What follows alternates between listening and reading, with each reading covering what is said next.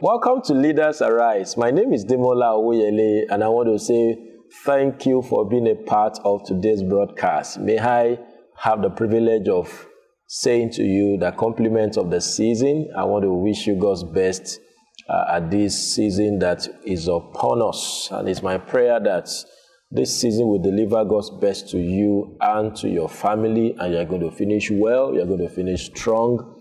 You are going to finish on a note of testimony. And I want to say thank you for joining today's broadcast on Leaders Arise. Okay, so I began some couple of episodes ago discussing what I've chosen or titled Finishing Strong. That was what we began discussing. My aim, all right, of bringing this topic or this series your way is to help you, all right, to finish year 2022 on a very strong note and a very successful note. So we began to look at principles and nuggets and wisdom that would help us to finish this year on a very, very successful note. So I began discussing some things you have got to do if you would finish well and strong. And I began mentioning the fact that finishing is winning.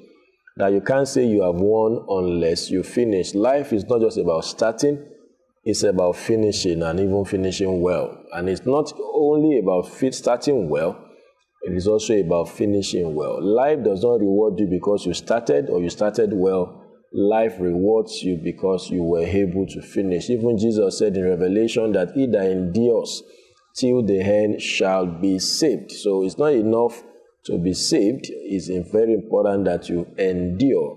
That means you keep pushing it, you keep giving it what it takes so that you can be saved or you can finish well and strong. So I said finishing is winning. That means that you have not yet won unless you finish. That's why Jesus is the author and the finisher of our faith. So what Jesus authored, talking about our salvation, he ensured that he finished it. So you also, whatever you author, you started writing a book, you started a relationship, you started a saving plan, started a ministry, started a program, a project, or a course, or what have you. Don't only be a starter, be a finisher. And unless you finish, you cannot be said to have won. And also I discussed the fact that finishing or finishers are fighters.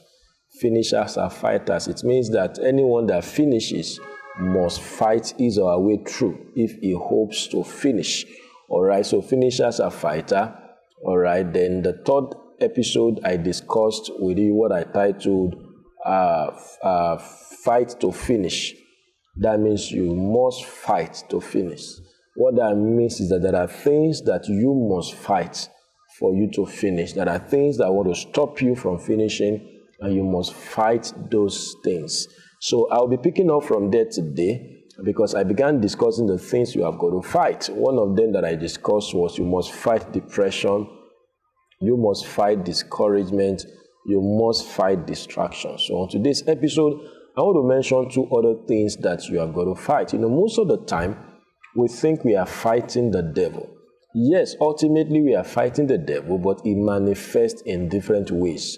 So a successful Christian or individual for that matter is that person that is able to unmask the devil.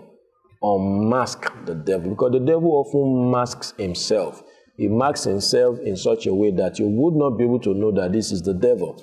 So being able to unmask the devil or remove the mask from the face of the devil is a critical key to successful living. And so in unmasking the devil, you get to realize that the devil does not always come the way we think he comes.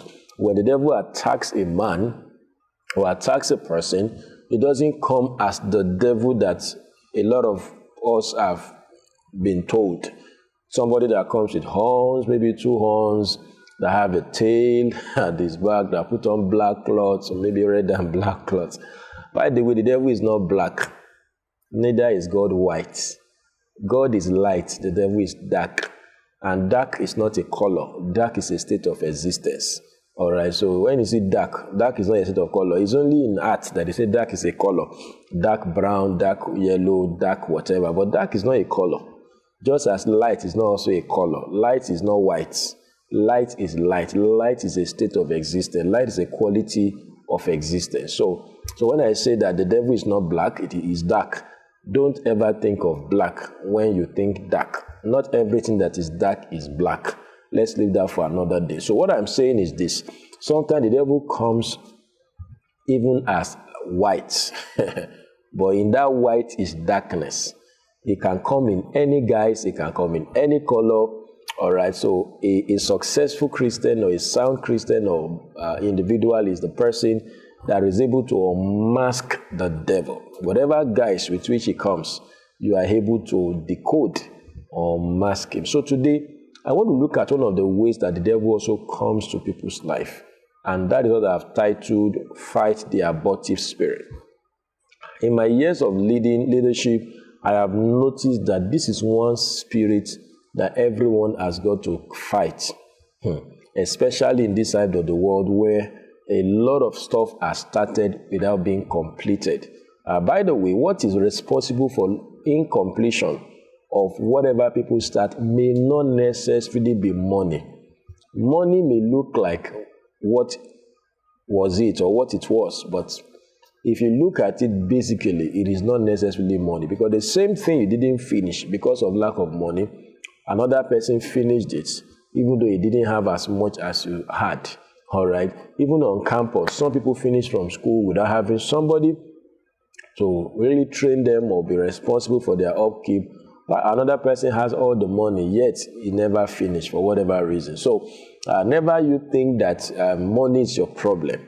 All right. Money is not the real thing. If you are fighting money, you may be fighting the wrong thing. What you are supposed to fight is what I've called the abortive spirit. I've shared this or taught this over and over again. I will not stop talking about it. I mean, you might have had my videos or any of my teachings around this. You've read my materials on that, but I will not stop talking about it because I have noticed that quite a number of people are actually victim of the abortive spirit. They're actually victim of the abortive spirit. What that means is that, all right, they allow the abortive spirit to hinder them from finishing strong and finishing well. So how does the abortive spirit comes? Now, I don't want you to pay attention too much to the word spirit. Because when you hear spirits, you probably are looking at demons or devil or whatever. Spirit majorly talks about what you cannot see, but is actually influencing you. All right, fear actually is a spirit. So when I mean spirit, of course, there are basically two types of spirit, basically, divine spirit and demonic spirit. But sometimes they come in shades, they come in format or forms. So in this demonic spirit operation, they come in shades and forms. And some of them, they may not look demonic, but that's why I say when you say spirit, just talk about influence, all right? Because spirit influences, just like the Spirit of God, it influences us to do the right thing. Demon spirit also influences people to do the wrong thing. So when I talk about abortive spirit, I'm talking about that influence that, all right, often comes upon a man that does not allow that person to finish what he or she has started. So rather than blindly or blatantly binding the devil, you may need to cast your effort into binding or rejecting the abortive spirit. And there are times that what you've got to do, that the reason why I didn't say it's demon or whatever is, most time demon needs prayer and all that. But some of these spirits may not necessarily need prayer. Even if they will need prayer, they don't need prayer alone. There are some decisions you have got to take. Like I was teaching them in our church some time ago that two forces rule the earth. All right, demon forces and the human choices. And I say human choices are more powerful than demon forces. So it means that with the right decision, backed up by God and God's Spirit, no matter how strong the abortive spirit is or whatever demonic spirit that is operating in your life, you are able to nip it in the bud. Do you know why? Because your choice is what actually determines your lot. All right. So you must make a choice of which I can call a decision. Decisions are powerful. I can tell you for free.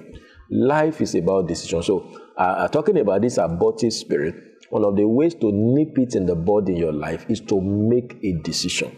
What is that decision? Very simple. The decision to finish whatever you start. And that would also mean that you shouldn't commit to anything unless you have made up your mind to finish it. I think the problem sometimes with people is that out of the euphoria of starting something, out of the passion, out of the excitement, out of the atmosphere that everybody is starting something, or I needed to do this, so they start something out of that excitement, but unfortunately, they have not sat down to ask themselves if they will be able to finish. Remember in the story that Jesus gave us in Luke, he said, which of you intending, you see that in Luke and I guess in Matthew or something, each of you intending to build a house, will first of all sit down and count the cost to see whether he's able to finish. He didn't say whether he's able to start. Anybody can start. But one of the marks of wisdom or successful living is that you count the cost, the requirement.